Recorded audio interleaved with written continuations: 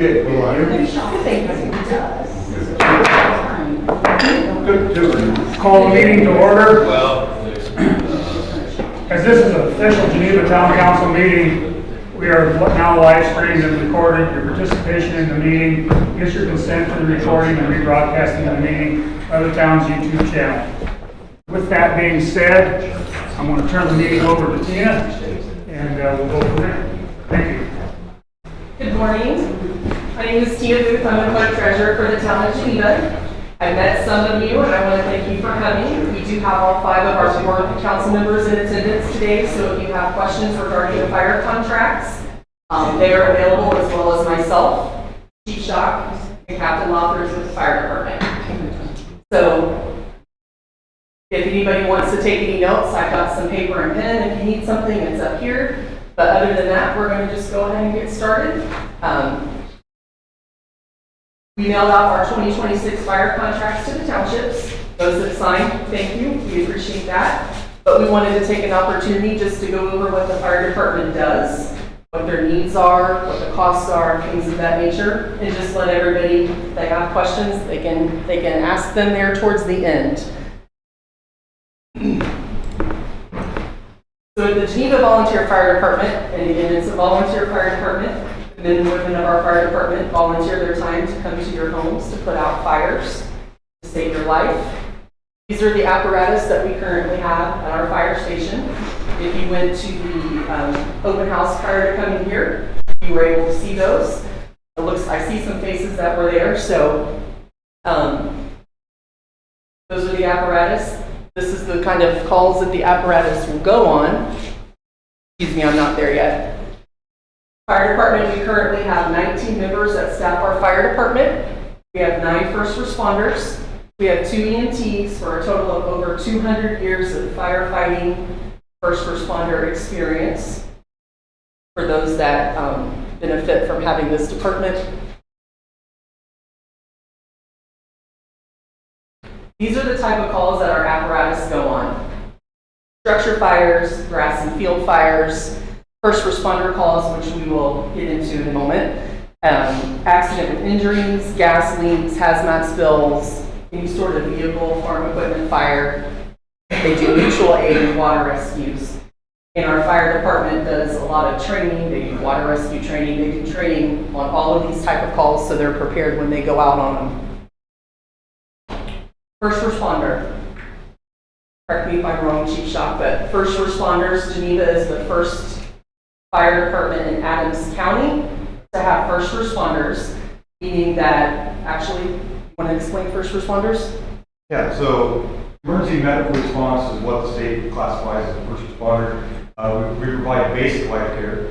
So if your airway is compromised, you're having a cardiac event, broken arm, cuts, abrasions, anything that would be bleeding out or anything, we'd be there to render first aid before an ambulance can get there. Ambulance in Adams counties are staffed in Bern and Decatur. So if the Bern ambulance is busy, it's going to be moving an ambulance to Monroe. They might be responding from Monroe, could be responding from Decatur, depending on how the time frame goes with the dispatch. We can see upwards of 15 minutes before an ambulance would respond on scene. It could be longer than that on some occasions if we're going out to the outskirts of your townships. So Geneva offers this program to where we're responding first, rendering that aid, and more than likely, hopefully, saving lives and preventing that from getting worse. We respond to all these types of calls, cardiac events, all those things. And sometimes when the ambulance is on scene, they may ask for first responders for additional assistance, even if they weren't initially dispatched to the call. So that's all of us are firefighters. We've all been trained through driving large equipment. So through the hospital, they allow us to drive the ambulance if we need to be. So both paramedic and EMTs can do work in the back. They also may ask us to assist them in the back. If it's a code blue where we're doing CPR, we may be having 2 or 3 firefighters back there assisting the medics, as also a firefighter driving. And some of those scenarios, we might be driving all the way to Fort Wayne. So turnaround time could be 45 minutes to get to Fort Wayne, another 45 minutes to get back, so we may be gone for an hour and a half at a time in those scenarios. But that's because they need to get that advanced level of cardiac care that Fort Wayne can provide in Adams County. Doesn't have fire specialist. So we would go there directly and hopefully save their lives. Those are some of the kind of things that first responders would run into. First responders do make up a majority of our calls that we have. If you look at any fire departments across the whole nation, majority of their calls are actual medical calls that are going on and not really fires. Technology and the way we build things nowadays have improved drastically, where we have less fires, but when we do have fires, most of the chemicals that are used today actually burn worse and are a lot more toxic. So there's a lot more risk there in that scenario when we do have fire. In 2024, the Geneva Volunteer Fire Department had 134 runs. Out of those runs, 46% of the runs were in the townships. The townships that our fire department will cover 2/3 of compared to the other agencies you pay yearly to cover your runs as well. Going into the expenses for the fire department, this is just kind of a cost comparison in 2020, what it costs to equip a firefighter compared to 2025. 2020 was $7,600, 2025 is $13,600. So almost doubled in 5 years. And this is the equipment they have to stay safe. It is also what is required by the NFPA, which we'll get into in a moment as well. So just as everything, all costs go up everywhere, and that doesn't exclude the fire department. The fire department also has to follow what a paid fire department does. What they have to have, the equipment they have to have, the training they have to have, the apparatus they have to have, all of that. It's not any different because it's technically a volunteer fire department. They still have to follow the same rules and guidelines. And in this equipment, the coat, the pants, the gloves, the helmet, those things have a 10-year shelf life for an NFPA standard. NFPA sets the standard. It covers, like Tina said, volunteer or full-time, it doesn't matter. It's a standard that goes across the United States. Everybody has to abide by that standard. If you're not in compliance, and you're subject to liability.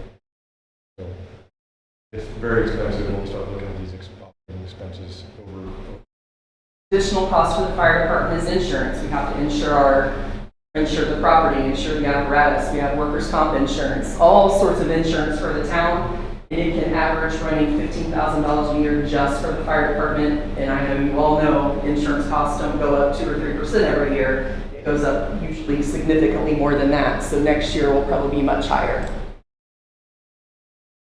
Fire trucks have to have gas or diesel fuel to run. We have to maintain them. Oil changes, to me, I think that you have to have more checks than like a police car because of all of the things that are on an actual fire truck with the tanks and water tanks and things of that nature.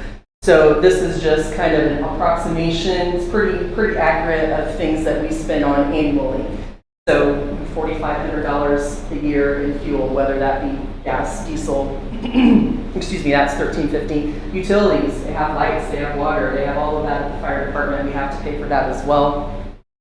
You're going to have routine maintenance at the fire station. Maybe the door doesn't work and we have to get that fixed. I know that they do really good at taking good care of the fire station to assuage some of those costs.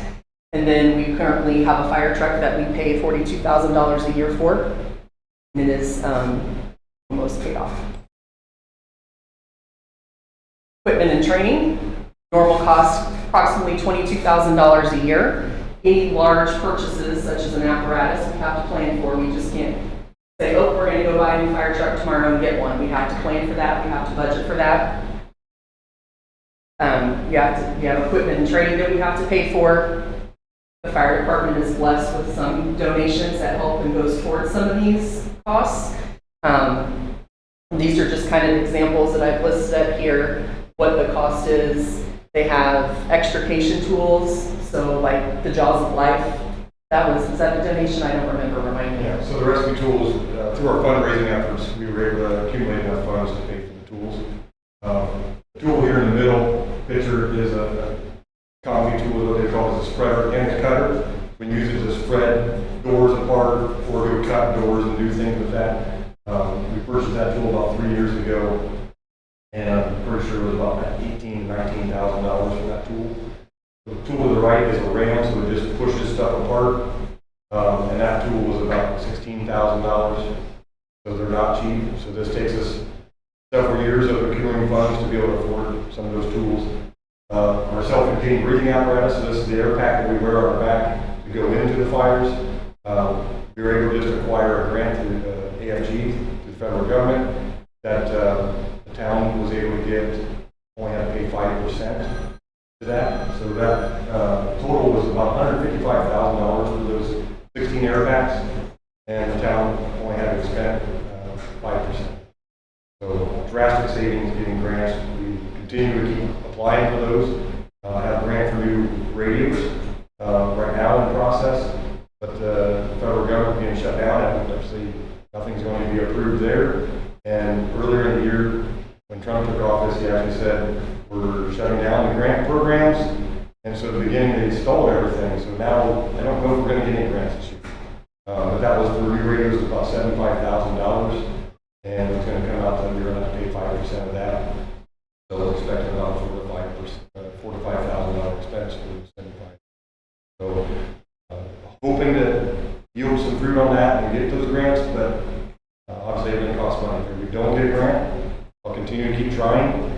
But as the radios keep aging out, quit working, and they're not repairable anymore, I'm going to have to spend money on radios. And radios are about $6,500 a piece. So it gets really expensive really fast. Grants really hope we can win. But it is fighting against everybody else in the country that's up against the same challenges. We'll continue to do those things, and we'll continue to do fundraising efforts to try and offset any of these costs to help the community. The spreader, just a side note, I participated in Fire Ops 101 in June. If you have the opportunity to do that, I highly encourage it. I got to use that. It was so much fun. It was heavy, but it was fun, and I would encourage anybody that's able to go to Fire Ops 101, which was next one. Possibly. Maybe next year. Maybe next year. It's a good time. You get to wear the equipment that you've seen. You get to use some of the tools, and you get to just experience what the firemen do. Go into a burning building. It was a lot of fun. If you get that opportunity, I encourage you to do it. So we do have some fire personnel that do get paid, although the majority are volunteer. We have a fire chief. We have 2 assistant fire chiefs, and they get a yearly stipend. And then the fire department personnel get a clothing allowance because they need those kinds of things. Totals approximately $28,500 a year. And, keeping in mind that emergencies do arise that we have to take care of when those come up that we can't push off, which of course is going to make our costs go up there as well. The Geneva Volunteer Fire Department does a lot of fundraising. These are just some examples of what they do. If one of you two would like to discuss your fundraising and what you do, is fine. So, like Mark said earlier, to kind of offset what we get in, we do fundraising out there. So we do pork chop and chicken dinner, usually March. We do a breakfast, and then we're going to do our chili supper and parade. So we'll use that money. For instance, we applied for Adams County Community Foundation grant to put reflective fans around all our fire hydrants so we can find them easier in the dark, and we know what they flow just by the color of the van. So we got awarded $1,100 for that, but it was a $2,000 project. So the fire department out of these fundraising funds put in the rest of the money to get those. And like Mark said, the cutter spreader, things like that. And we also use our fundraising money for training. As I told you guys, we got guys that are certified in swift water. That's about a $2,000 class per person to get along up in South Bend. So what we lack from our training budget, fundraising money will cover that.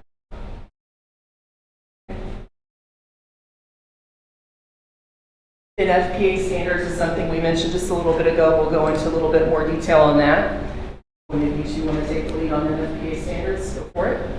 So NFPA, like I said, it sets all the standards for anything to do with fire protection. Commercial properties, businesses, they all have to follow these standards as well because it goes into OSHA. These standards are what OSHA looks at to determine if you violated something. So OSHA is the enforcement agency for NFPA. And then there's National Electric Code, which other divisions of how this works. But the fire service NFPA, so 1851 states that this is all firefighters protected PPE. That's the 1851 is the number that we look at. It says everything under that is a 10-year shelf life, has to be retired after that. So every 10 years, we have to expend. Last time we did it was about $65,000 to outfit the 20 guys on the department. That was roughly 6 years ago. So dreading seeing what the numbers are going to be, but I know they're going to be a lot by the time we get to start doing that in the next 4 years. So it's probably closer to $80,000 to $90,000 to do that next go around. We'll continue to do grants. We were awarded a grant to do 12 of the 20 this last time around, but the other 8 we use our fundraiser money plus the town to be able to pay for some of those. We also did another USDA grant to get some of those here places as well. NFPA 1901 is basically the standard on fire apparatus. So according to this standard, once you get to 25 years or older, the apparatus has to be retired. Its safety compliances are no longer valid to today's standards. That is what their evaluation of that is. And it no longer meets a safety requirement that somebody's going to get hurt, somebody's going to get killed. It needs to be removed from service and not used. So we have one truck currently today that is 27 years old, and the town is currently, we're talking through how we're going to figure out how to replace that truck and move forward. So fortunately, standards are standards. They're not laws, but being in compliance with the standard keeps our ratings where they need to be to help keep your insurance and everything else as low as possible. So with all the standards, we stay compliant with the federal government, which means when insurance looks at how our response is and all of our trucks and everything, it'll keep your insurance cheaper. So to have both play nice, we got to all kind of work together to make this work. It gets challenging. So that There's all kinds of NFPA standards. Those are just 2 that we kind of brought out to this talk. There were 2 of the larger kind of expenses that we would see. That leads us into the apparatus replacement costs. So I believe this is your tanker? Yeah, that's right. Okay. It's tanker 520. If you were at the fire station today, you probably saw it. When this was purchased in 2022, it cost $336,000. Bought it today between $600,000 and $700,000. 360. Oh, I'm sorry. Sorry. Yes, my apologies. 363,000. So again, prices just continue to go up. Apparatus gets used, it gets wore out, it needs to be replaced. This is also at our current fire station. This is 512? This is engine 512. When this was purchased in 2018, it was $436,000. If you were to buy it today, it would be $1.2 million just to replace it. This is a really nice truck. So that's a 2019, so we're 6 years from when that was purchased. And you'll see the trend here in the last 5 years, and we've all seen it at our house when we go get groceries and you buy goods. Everything has really increased in the last 5 years. Eggs aren't the same unless you're getting them from the local person that has chickens, but you go buy milk, you go get meat anywhere, it's drastically increased. So we're facing some challenges. The fire service industry is a little bit harder to come by because I can't just go buy these trucks from anybody. There's standards that have to be built to, but I can't just go make it myself. Start getting all kinds of liability and things. So they started increasing prices pretty drastically, and I know the federal government's reviewing how that's working because there's been some corporate calculations of buying up small business, shutting things out. The federal government's looking at that turn into a bad practice that's now driving up cost to extreme. Unfortunately, every time I've ever seen any of those things kind of happen in the United States or federally, I never see the price go down. They just break up the company and say, yeah, you can no longer own all these companies. They usually don't make the price change and go back in. So unfortunately, I feel like we're kind of stuck in this is the path forward, and it's not a good financial. So we're trying to financially figure out how we're going to afford this going forward as we look to replace it. The next one is actually Decatur's ladder truck. So if you've been listening to the news, Decatur Decatur purchased that truck in 1997 for just over $500,000. And they just approved purchasing it, I think, 2 months ago. Brand new truck, $2.5 million. So, in close to 30 years, the truck is almost, I mean, what is that percentage? 8 times over? Like it's just got out of hand. But unfortunately, how do you make the price go cheaper? I can't. I'm one person or one town. We're stuck. So funding for apparatus, we have two funds that we utilize. One is called a cumulative fire capital fund. This is property tax levies, money that goes into this fund for fire protection expenses. And then we have our public safety lit that is designated for public safety services, local tax income, things of that nature. These funds can only be used to purchase large items such as a fire truck. I know we're not here to talk about police stuff, but a police car could come out of public safety lit. That's what this money is for. It doesn't pay 100% of the costs, so that we have to still budget for the rest, things of that nature. So just to focus on, these can only be used, this money in these accounts can only be used for large purchases such as apparatus. We can't use it to remodel the fire station, I don't believe. We can't use it to fix the bathroom at the fire station. It is for large item purchases only, such as apparatus. And again, doesn't cover 100% of the cost. We're going to go into ISO rating next, and I'm going to let either Chief Shock or Captain Lothridge talk about that because this is really important to know. So ISO ratings, we get an audit roughly every 5 years. And what this drives is your insurance, your houses, properties. So there are some of the things on the fire department side to look at. So when you get an audit, they'll come in and they'll audit your dispatch center, audit all your water, your utilities, your flow rates, your hydrants, capacity, right there with your dispatch center, what kind of stuff you have at your dispatch center, whether it's all graded on a point system. And then fire department, right there, I mean, just from our end alone, that's all the stuff that we have to supply to them. So how many stations we have, our manpower, our SOGs, and SOPs, how often we go through those, our testing programs. So we're required by standards to have our SCBAs tested every year, our pumps tested on our trucks every year, flow tested on our mass every year. I mean, we have a lot of different things that we got to get tested every year. The apparatus, the type that we have, how much water it has, how big the pumps are, what equipment are on these trucks. And again, our training, so how much training we do every year. Inspection programs, luckily for a volunteer department, we don't have an inspection program. That's more for your larger cities like Decatur. And then our auto and mutual aid contracts, which the county just went in there this year. Yeah.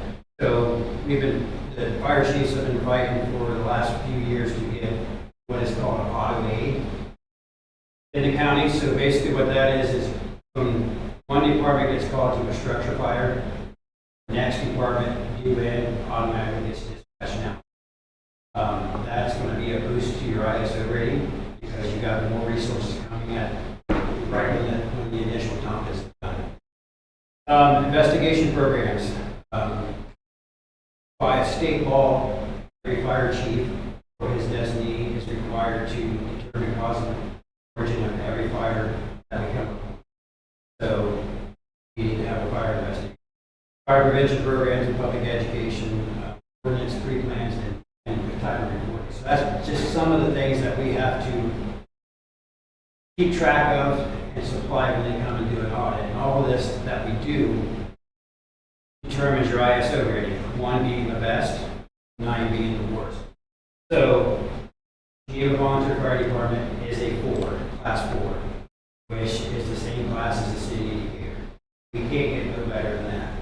So if we would on any of these, we would go up to a 5, and that would make your insurance rating higher. The only way to improve that rating is several different characters, but one of the largest ones is the training. But for us to improve that, what they would like us to be trained at, require every member of the department put in more than 50 hours a month volunteer. A lot of time away from their families, a lot of time dedicating to a job that we get paid very little for. Most members of the department make less than $100 a year, and we're putting our time to get to and from all these things. So we try to put as many trainings together as we can without overextending and burdening the volunteers to the point where they do not want to do any more because they don't see the benefit. The benefit is we get to save lives, and we get to help our community, but sometimes that gets lost when financially, if you're struggling, financially it's harder to put in that extra effort and you don't feel like you're being compensated. So those are some of the challenges that we got to find a fine line with the volunteer staff. Say, is what they're getting compensated for with what they're putting in helping? So that's where it's a little tricky. But we try to do the best we can. We try to always encourage the most training we can do. I always encourage people if they want to go take a weekend, we'll find funding. We go pay for them to go stay in a hotel or their meals and stuff, get them down to Indianapolis, or get them to go to out of state or wherever it needs to be to get more training, because the more knowledge they have to bring back to the department. They share that knowledge with us, now we all learn together. So it all helps. But that is one of the hardest parts for that classification to get any farther improved is we got to really put in a lot of hours, and it's 50 hours a month. A lot of time away from my family. That there's times I miss my kids' basketball games, or miss their school activities because I got to go to training. It gets challenging. This is not an easy thing to give up your life to help other people. We do it because that's what we want to do. I know a lot of people volunteer to do other things in their community, so I'm not trying to discredit anything anybody else would do in this room for your church or any organization you guys do, but we all know that that's the burden of this. And the ISO rating directly affects your homeowner's insurance. So that class 4 that Tony indicated, it goes to the state level. The state doesn't tell the insurance company it's a class 4. They make it hard and they say, oh, we're going to sell, this is going to go to this for this area around the fire station. And then what they do is they base it on miles. So the farther you start getting away from the Geneva fire station, that starts changing your insurance grading. Because once you get past 15 miles away from the fire station, they're going to your insurance company is probably going to say, yeah, you have total loss insurance, because odds are, once you're 15 miles, according to how the federal government and the insurance rating is, they're going to say, odds are everything's going to be good. Then you're going to pay a higher premium because of that, because they're not going to be able to see you. So our response times and what we're staffed at is the best way we can minimize those responses. First, getting tricky. We can't afford to have another station outside of Geneva. Then this gets even worse. Obviously, the closer everybody can be to the fire station, the better everybody's insurance can be. But then you're paying more for the fire. So there's got to be a little give and take. All the equipment at the fire department has to go through yearly testing. There are costs involved with that. I was not able to get some numbers on that, but there are some costs involved with that. I'm not sure if there's anything that they can do themselves to test, or if they have to actually have businesses come in to do your testing, I believe. Yeah. Most of these tests that you're going to see here are imminent, like health safety things, so our self-contained breathing apparatus. We have to make sure that those flow the correct air, they're sealing up, they're working, the emergency alert devices are working. We could do it, but then we have to go get certified and maintain that certification, and the cost to do that is cheaper just to hire somebody to come in and do it. So for that, this year we were to pay, I think it's about $600 for what that costs for the year. So that's not too bad. Ladder testing, so another one's about $300 every year for ladder testing, so it's not drastic for these costs, but they do add up.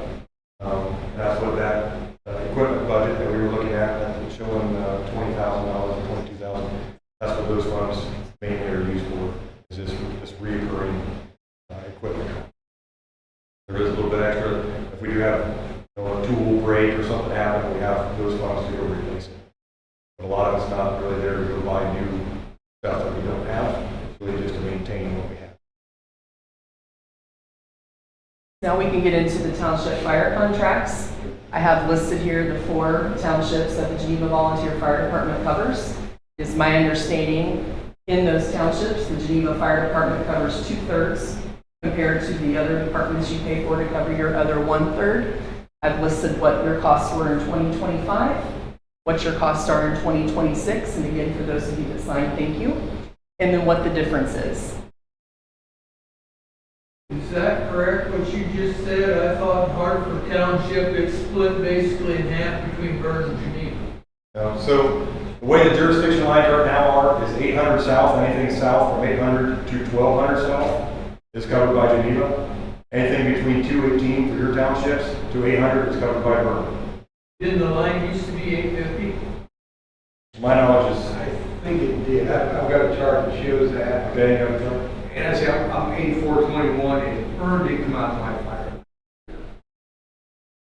But yeah, Okay. even Even if it was 850, Yeah, it's still, we're still covering 3.5 miles, and we're covering 2.5 miles if you want to split it, so there's still, we're covering a mile more. But to my knowledge, it was 800.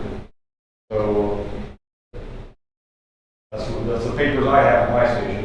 okay. So I'm So sure. those papers, this Yeah, that's the have animal chief's office. just to have from that. And I just, it's still skewed. There's been some arguments, this is probably the wrong word to use, but there's been some discussions on that, where that line has been over the years, and there has been different charts made, but a lot of the charts are literally somebody just taking a map and taking a color pencil and saying, this is our line, and there's nothing, signing that says everybody agrees to this. So it's kind of like anybody will make up a chart, so that's kind of the challenge. I know it's probably at least 15 years old. Okay, so this is just what the breakdown is from 25 to 26. This is saying, this is the average between the 4 townships. In 2025, each home that Geneva Volunteer Fire Department covered was paying $39.32 a year for our fire coverage, on average. Each township's a little bit different. For 2026, it's $46.13 per household per year. It's only an increase of $6.81 per household per year between 25 and 26. Moving here from a different location and working at a dispatch center where we had volunteer fire departments that never left station, it blew my mind how quickly the volunteer fire departments in Adams County, specifically Geneva, can get to station, out of station, and on scene. And they're volunteers. They're leaving work to go to your call. They're leaving a family event to go to your call, and they still can get there very quickly. And like he mentioned earlier with the EMS trucks, the ambulances, where they're at, fire department's probably going to get there first. And that is not to say anything negative about the ambulances at all. They're coming where they're coming from. There's just no way around it. But we're fortunate at the Geneva Fire Department to have our first responders that can start that medical treatment before the ambulance gets there. I believe the fire department had a gentleman last year, happened to be here in town, I believe, got overheated, was having some trouble breathing, correct me if I'm wrong, those of you that were there, talking to the 2 members of the fire department that were on scene and the ambulance wasn't there yet. My understanding then the gentleman fell back, went into cardiac arrest, and the 2 firemen that were on scene, one of which was a first responder, immediately started CPR. That man is alive today, all before the ambulance got there. Again, no fault of the ambulance. We're in the southern part of the county. It's going to take a little bit longer for the ambulances to get there, which is why having first responders on our fire department is so important to you. Did I hear you wrong that Geneva's the only one?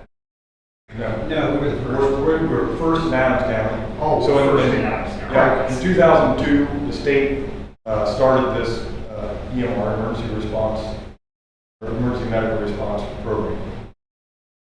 Ivan Neville was the state fire marshal at the time. I advocated for this program and said Geneva will be the first. He wanted to be in the state. We were one of the first in the state. I believe in the first pilot program, there was 25 departments in rural areas. We were one of those 25. But we were the first in Adams County. Yeah. So we kind of pushed that, and over the years, it's now turned into all departments in Adams County have medical response training personnel.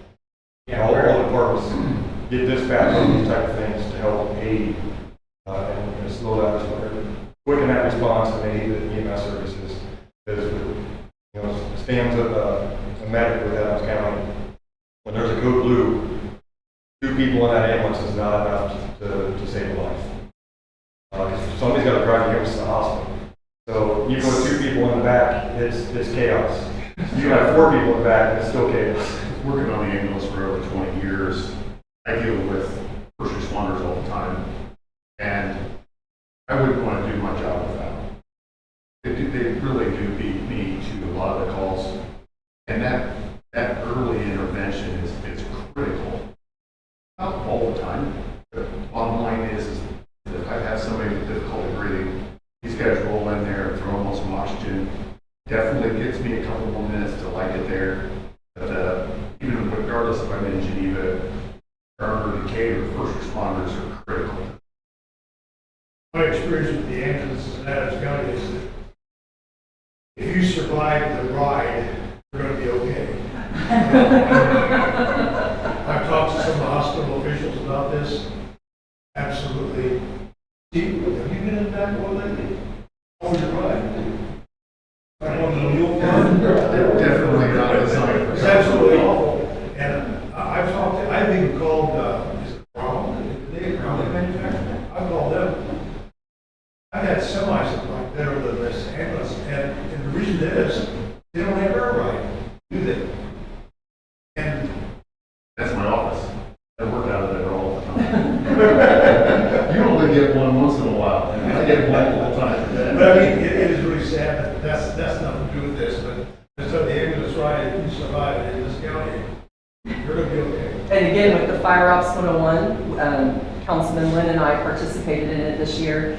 And we got to be in the back of the ambulance when they took off, and we had to stand up and simulate doing CPR, just the 2 of us. And oh my goodness, I don't know how they do it. But it was, again, it was a lot of fun. And if you get the opportunity to do it, you should absolutely do it. On the first responder part, you know, Geneva, take every department in the county, maybe Vern is actually ELS on transport certified to the state from this EMS side of things. So that concludes my part of the presentation today. Do any of you have any questions for myself, for members of council, or the representatives from the fire department? How many years do you have left on that $42,000 a year payment? 5. It might be coming this year.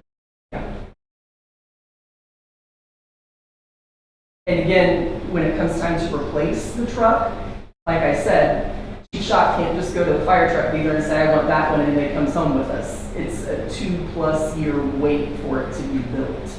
So if we, you know, it's important to lock prices in when we can, but you know, that's the stuff that we're talking about now. But with the Geneva Fire Department and your fire contracts, you're not just getting the fire department to come and put out a fire at your house. You're getting those first responders. They're the ones coming on your calls if you have chest pains, if you have trouble breathing. I believe choking was one of those calls as well. I'm surprised they don't automatically get dispatched on seizure calls, because I would think they would be needed, but that's not my decision. So there's several calls that they go on, not just structure fires. And again, they respond so quickly. I was amazed, and I commented on it when I first moved up here, how quickly a volunteer department responds. And the training that they do, the knowledge that they have, the dedication they have to the citizens of Geneva and the townships is just amazing. So, but we're available for questions. Back on the front page, whatever it was, you brought up that something about police car. You can't dip into the fire.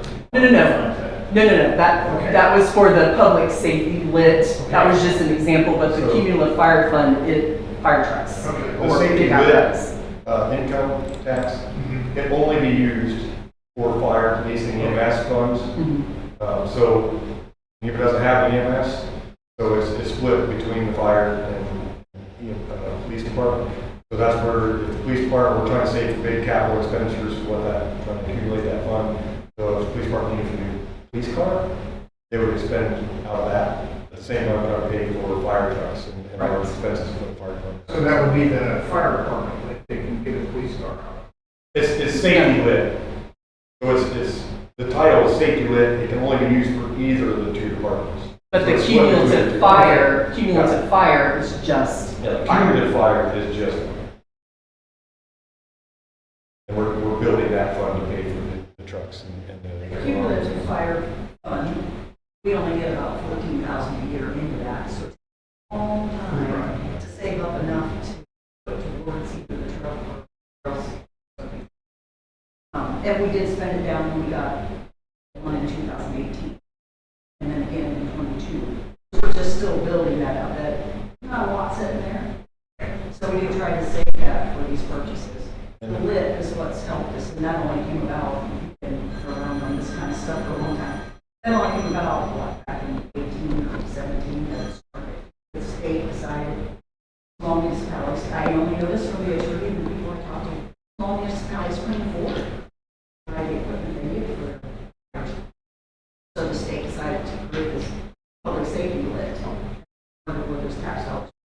And then it was designed just for police and fire. So that fund we have always so far used for those purposes.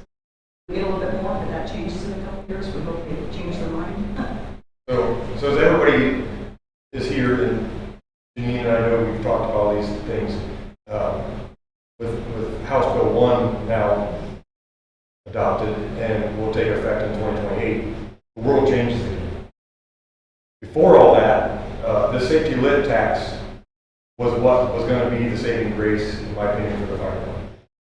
Because this lit tax, once we get through some of these big expenses of buying these trucks, we can accumulate those funds through that lit tax to try and pay for the next round of trucks. This never ends. Municipalities, these things, the infrastructure always needs repair. The roads always need fixed. It's never, you do it once and you're done. We never build a building and it's never going to need maintenance done to it. Buy a fire truck, everything has a life. So we got to figure out how we're going to support it for the future.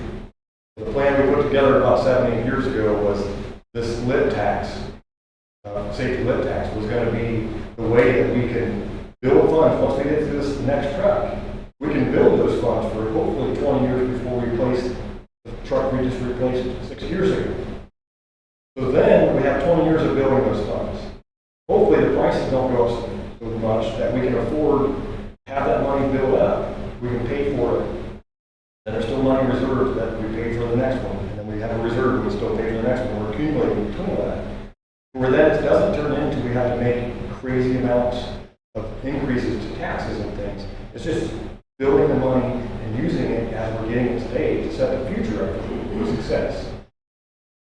That was what the plan was going to be. I felt so good last year thinking, man, we get this next truck replaced, the town and the fire department will financially be in a stable place that when we need to replace the 10-year gear, we'll have some money built up. That if I get grants, will help that project even more. But we'll be in a financial state that these conversations don't have to be a negative conversation. We set the future up for success and look back and go, man, these people are smart. Instead of looking back and go, man, why did they do it that way? And then we're trying to figure out why the past changed, and we can't change the past. And then HB 1 took effect, and then I went, oh, great. Now we got to learn how all this works again. I think we're still divulging how that's going to work. I have an idea of how it's going to work, but we'll see how that plans out in 2028 when it actually starts working. Because I've been in the federal government doing fire department stuff for 21 years, and I'm sorry. When the state says they're going to do something, they say it, and then when it actually happens, it's never the way they say it. It's always something weird that doesn't, you got to jump through another hurdle to do what they're saying to do. So we'll find out how those hurdles are going to be when that takes effect in 2028. But just remind you, the plan of this council, the plan of the treasurer, Tina and I talked a lot in the year that she's been here. The plan of our department is not to put a burden on the community. Our plan is to try and set up the community to thrive and succeed without having to make Geneva become the town nobody wants to live in because it costs you. I don't want that. I live in this community. I don't want to pay more in taxes. I want to have great coverage, live in a nice community, very nice community that everybody knows each other, and I can feel comfortable to live in. That's what I want for myself, what I want for my family, that's what I want for the future of all the other families in this community. I want people to have a good fire department 40 years down the road, look at back and say, this administration set a future up for success. So this is how we kind of get to that. Unfortunately, we're facing challenges. And unfortunately, right now, the challenges are, we're 4 years behind where things start changing. So we're a little behind. Didn't she say you have to replace the trucks at 25 years? So it's a standard. Standards aren't laws. But if we don't replace it, when they come in and audit for the ISO, it'll drastically affect the ISO to the point where everybody's insurance premiums will start going. But didn't she say you're running a 27-year-old truck? And So you don't have to. I have to financially have the means to do things. It's no different than how you treat your own personal life. If you financially can't afford to get a new truck, replace the truck you have, you're going to keep driving. Isn't there an exemption on that from the state? Because it's a standard, there's no exemptions. It just means that when they come in and grade you, you're not going to get a good grade. We do for the next rating. Anytime. It's supposed to be this year. The personnel that was doing ISO audits have changed in the last 4 years. Now that person is now severely backed up because now they've added 2 more districts to that person. So now they're struggling to get to everybody in time. So we may be fortunate that they haven't done one recently Yes. because we are sitting on that. I'm anticipating next year I'll get a phone call and they're going to say, we're coming in. I anticipated 2 years ago. It hasn't happened yet. Another thing with these NFPA standards is when we apply for a federal grant, you're asked if you're an NFPA compliant. So if you're not compliant, that can knock us out of the grant. Is that fine? Wouldn't it make more sense to replace them by hours of service instead of age? That's what. Unfortunately, no. The hours that we're going to put on it are not going to show hours that are equivalent to what most people would determine that to be needing to be replaced. The hours that these are going to be compared to are commercial trucks that are going to be semis. Semis are on the road 7 days a week, if not 5 to 7 days a week. They're running 11-hour shifts. That's what the state love or the government love doing. 11 hours, they have to take a break for 10. They're going to be running those things. The hours on those trucks are going to be millions. The hours on these trucks are going to be 10,000 hours in their lifespan. They're not even close to being comparable. The challenge we run into is these trucks are getting used very hard, very abruptly. A semi truck, they'll go out there, they'll do their DOT checks, let the truck warm up, and then they're going to cruise down the road. When we're going out there, let's get there as fast as we can, as safely as we can. Then once we get there, let's engage that pump, and we got to pump that water. When we're pumping water, that truck is running almost 3/4 of max speed for 4 to 8 hours at a time, depends on how big the scene is. It's working its tail off every minute of every day. But the challenge is it's not going to have those hours. So the other part is 30 years, as much as we try to take care of them, the trucks sit there ready to go. There's water and things, there's stuff, parts start rusting, parts start falling apart. It starts getting really hard to maintain them after 30 years. And there's a department liability. that has lots more calls, in 20 years could have 30 times the hours on that you have. Yep, so comparing us to Indianapolis, they'll replace trucks 3 to 5 years. Well, we're trying to do 25.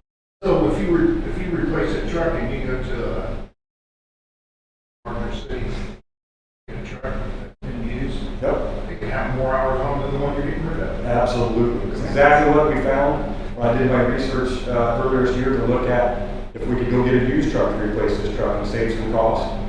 The used trucks that are on the market all had 15 to 20,000 hours, and they were under 7 years of age. Big cities, they're running them nonstop. Most big cities, Indianapolis, most stations are doing 10 to 15 calls a day. Count that by 5 to 7 years. They're seeing a lot more use on those trucks than what we're going to see over the lifespan. So we buy a used truck that it's already through our normal lifespan before we ever bought it. It's only 7 years of age.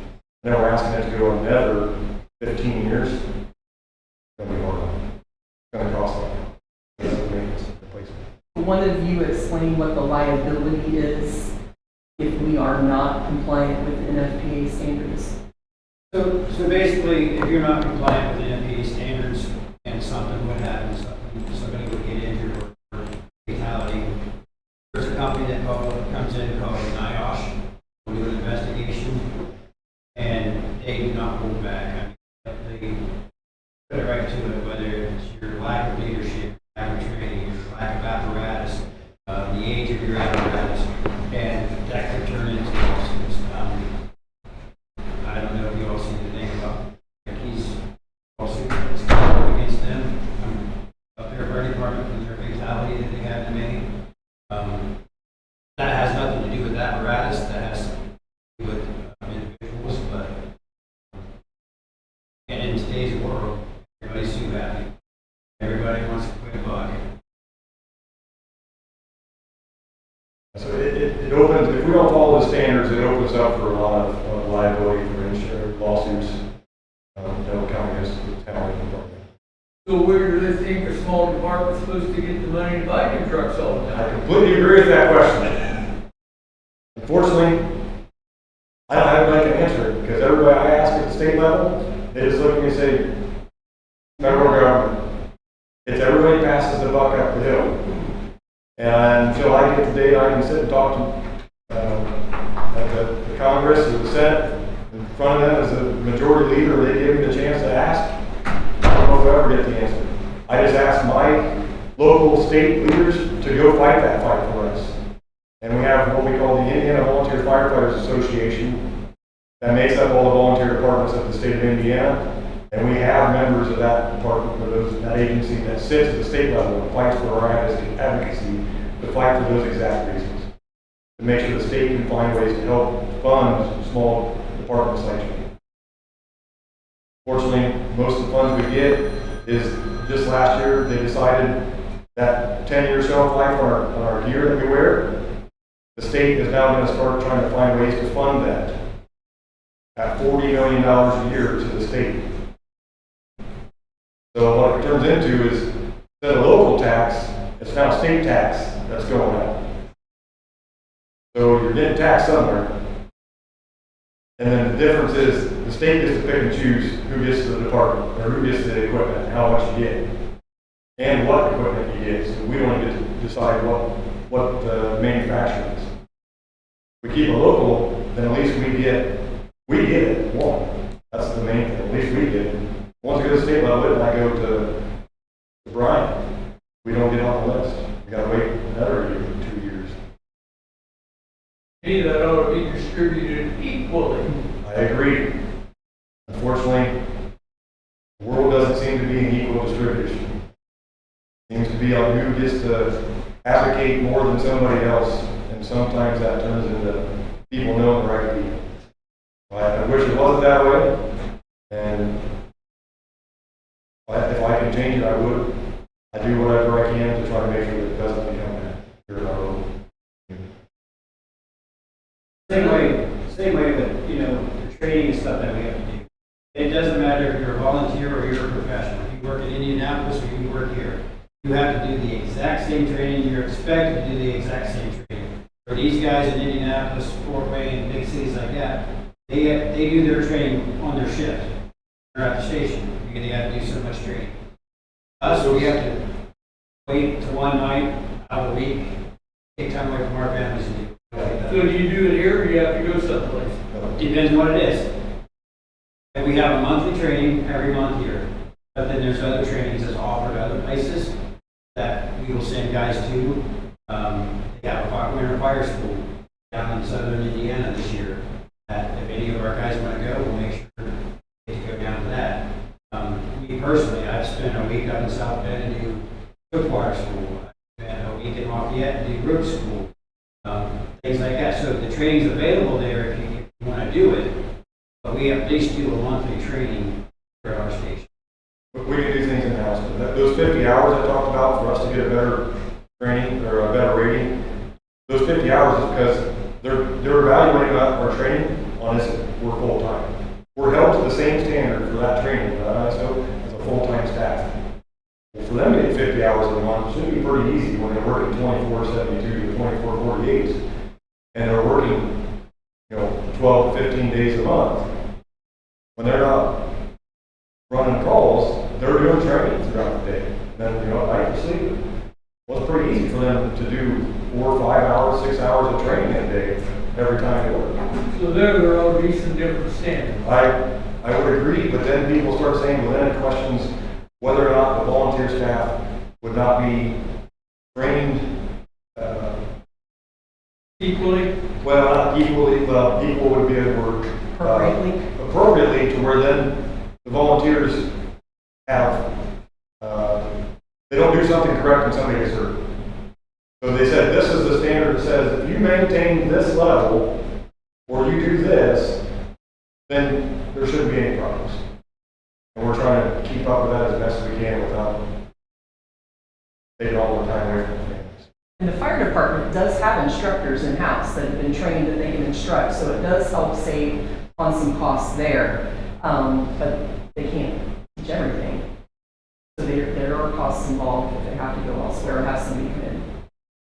When you bought your tanker after your pumper, did you have the money to pay for the tanker that you're not making payments there like on your pumper? So what happened is, in 2019 when we bought the pumper, a loan went out. We took a loan. When we went to go buy the tanker, we refinanced that loan. And we actually paid off the loan for the pumper. So the loan is actually just on the tanker, and we got a better rate. So it actually saved, I think, almost $40,000 to $60,000 in interest by refinancing. So we ended up making a better deal. So the loan is just on the tank right now that we're just paying for. So the last 2 trucks, unfortunately, there was a loan. And this next truck, we're trying to get by without. Depending on when we do it and how this money works, I've talked with some council members. My opinion, we might have to do just a tiny one to get it done sooner. Because I have a feeling prices are going to go up again with all the tariffs that are happening. And I'm afraid that things are going to go through the roof. They'll probably go up without the tariffs. That's the way it's always been, and that's what's got us into this situation. They were just going up and up and up because the demand for fire trucks were going through the roof. There was a point that it was going to take 4 years to get a fire truck if you wanted one. They've now worked down that backlog where it's 2 years. Used to be under a year. So we're trying to get back to where it's better, but as a business, they're going, well, that's better because then I can forecast out for 2 years. So out far out, I'm surprised they can even guarantee you a price. That's the other challenge. Certain manufacturers, when you sign a contract, certain ones lock in a price when you sign a contract. You don't pay until the truck is delivered. Other manufacturers, you sign a contract with a clause at the bottom that says subject to change on price when the truck is delivered. And they won't give you a percentage. You may get it, all of a sudden they say, oh yeah, well we had to buy this and that went up. And next thing you know, the truck costs $100,000 more than what you signed a contract for, or they proposed was going to. That's how the game works. And I would never suggest to the town that we would sign a contract for something that's a price that's subject to change, because nobody can financially. I can't go get a loan on a car or buy a car that I don't know when I get the car it's going to be this price. That's just not fiscally responsible. I don't have that kind of money. Didn't the gator have to put like half down on that ladder truck? Most manufacturers, you don't have to put anything down, because once you ink that paper, you're committed to buying the truck, and the day it's delivered, it's yours until it's delivered. It's on the news You today. can put down, and then that'll help potentially pay down some of the cost. But unless you're getting a loan, it's not paying down, you're just paying some now and then paying some next year, or paying some the following year, or whatever it is. But if you're gonna get a loan, then you could pay some down, so you have to take less of a loan when the truck gets delivered. Yeah, I think they paid $1 million up front. That's what I was thinking. But they didn't have to, 'cause they got a bigger, one of those. But just different manufacturers do it different, and you really gotta read the fine print of the contract, and it's challenging. The other thing that's kind of coming on us for this next truck is if the town decides to go with a new truck, which is what I would advocate for, is I think it's the best financial plan for the long term. EPA, federal government, has listed new EPA emission standards for diesel engines taking effect in 2028. So I'd like to get one before that takes effect, so that way we don't have to pay for the new cost of the emission standards. Because I've had conversations with manufacturers that they're telling me that they're anticipating the cost to be $50,000 for the emission standard. And I just read an article 2 months ago from Fire Engineering magazine that they're anticipating that cost is going to be $100,000 for that engine. So, truck to me, by 2028 is going to go up $50,000 to $100,000. So I'd rather get a truck sooner than that to save us the money. But it's whether or not we can afford it. That's why I said I think the town might have to take a small loan to try to save us $50,000 to $100,000 and pay a little bit of interest. I think the interest charge will be less than the expense of waiting. But we'll see what the council agrees with on their thoughts. It's a very challenging situation. Last night, when I was at the station, one of the local citizens here in the town, the community, stopped by and just had a nice conversation with her. She had an issue with one of her home extinguishers and asked how she could dispose of it. Asked her, I said, just bring it up here and I'll take care of it for you. And she says, well, what's it take to run the fire department? Well, running the fire department, all the expenses never added them up completely because a lot of the insurance and stuff, I don't get to see all the totals. But I said in the course of a year, it's probably anywhere from $60,000 to $80,000 to operate the fire department. But I said, when you look at the cost of all the trucks and equipment we have, you just hold it up the way it is sitting there today, replace it exactly the way it is. There's $2.8 million in the station if it were to be replaced, and we replace exactly the apparatus and everything that's in there. $2.8 million was the cost of our parts today, replacing exactly the same. That's not counting the building.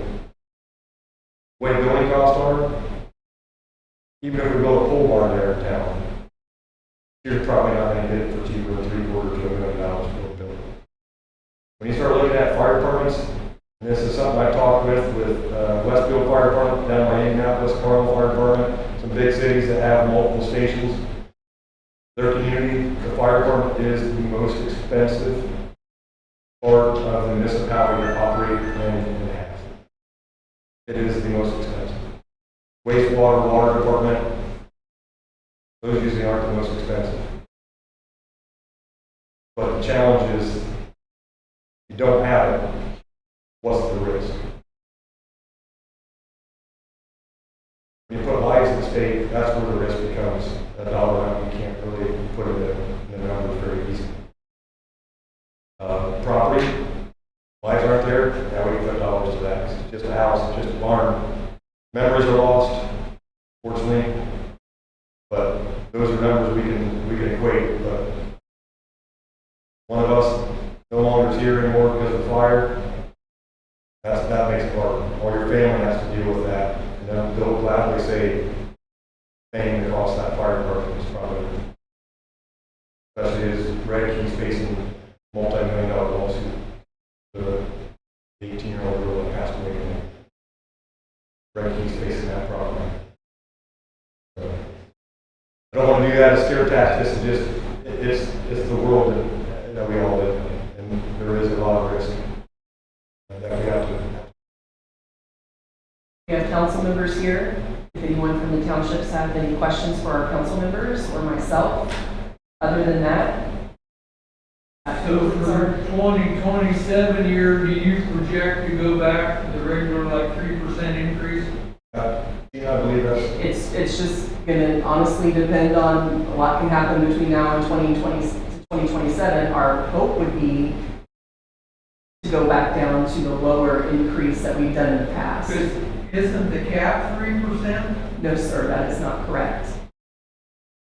I've checked with State Board of Accounts, I've also checked with our legal counsel. There is nothing anywhere that states that there is a limit on what we can raise the fire contracts. It could be 5%, it could be 100%. There is nothing anywhere that says that. But we as the township don't have to pay it. That's your choice. But it's your responsibility to provide fire coverage for your citizens in your township. You could designate it to Berkeley. You could. Your response time is probably going to be a little bit longer and your insurance rates are probably going to go up. And that's just me being completely honest. We have an awesome fire department that can respond quickly, that has some first responders that can help you if you're having a heart attack on your front porch in your backyard, that are going to get there before the ambulance does, most likely.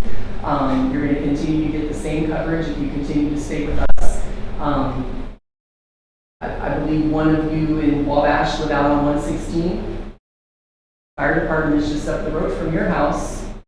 You're going to wait for a different fire department. The response time is going to be a little bit longer, and your chances of surviving something or saving your property is probably going to go down.